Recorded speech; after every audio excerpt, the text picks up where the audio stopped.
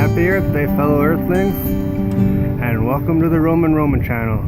I'm here in Chicago, Illinois, just outside at Adler Planetarium, right up there, right on the other side of their stormwater barrier thing. Honestly, don't know what it's called. But today, let's talk about science, as the Science March is happening today, right over there. Right over there on the other side. I just participated in it. We marched from right about here all the way down to here and up around on the other side of the Field Museum.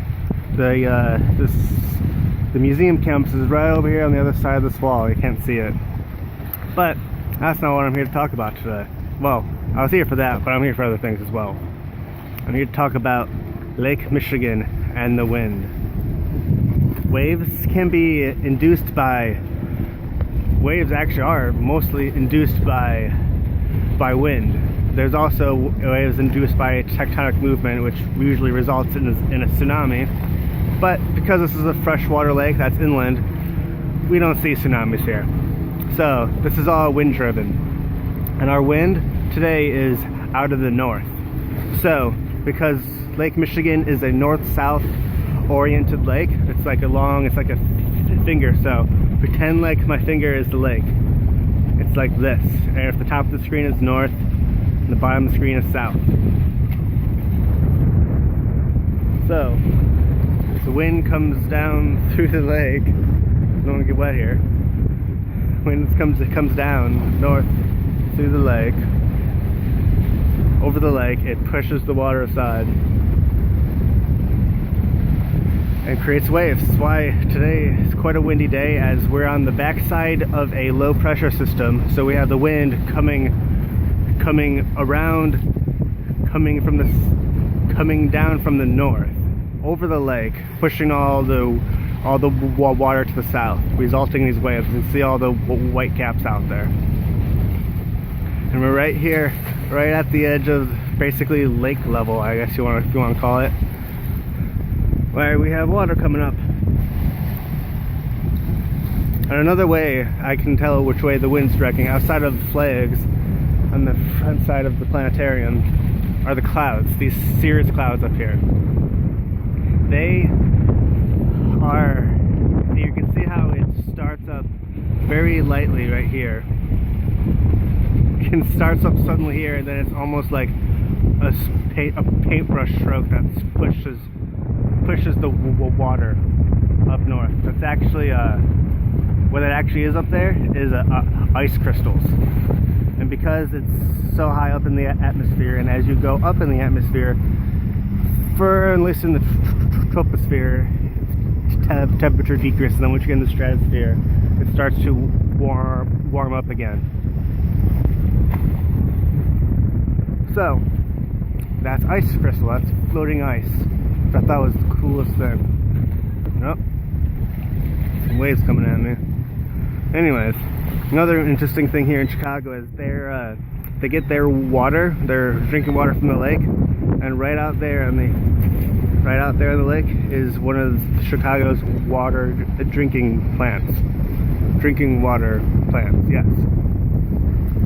And there's another one right over here on the other side, on the left side of that lighthouse. They're connected. It just appears to be that way from this location. But there's that water treatment plant, and there's also this water treatment plant. That's where Chicago gets their water. This town right here. And if we keep walking around, because this is a lake, and water is essentially flat, even though it really isn't, because we're on this sphere. So there and there, right down there, you can see Gary, Indiana, or Indiana, not just Gary. And right over there on the other side of the lake, in that direction roughly, I'm sure if I can get it in here, but that's Michigan. And over here, you can't actually see the other side of the lake on this structure. So that's proof right there that the Earth is round. Because you can't actually see the other side. If the Earth wasn't If the earth was flat, you'd be able to see Michigan over there. But you can't. You can't see all of it. So I'll walk up here so I don't get wet. Anyways, if we come down to the southern end of this little peninsula that the museum campus is on, we can get to a protected beach, meaning it's protected from the waves by this little barrier here. And you can see on the other side how the wind-induced waves are not able to be seen. Or just not able to be seen, they're not there. Climb these stairs.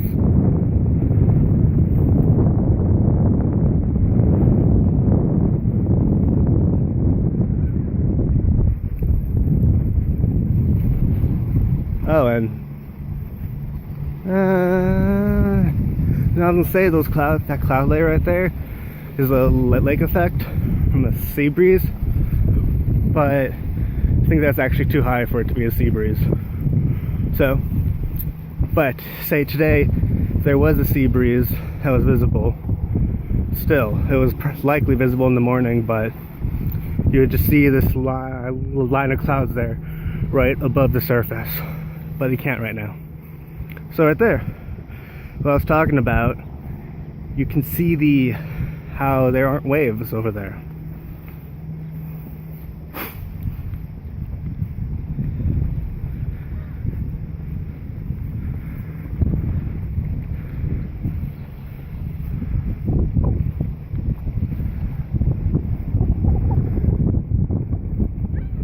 So we have it here. There's very few waves in there. Unlike when you look out here, there's quite a bit. Wavy. Not wavy. Seagulls.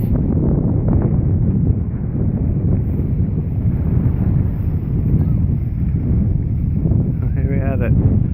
I'm gonna sign off here. Thanks for watching.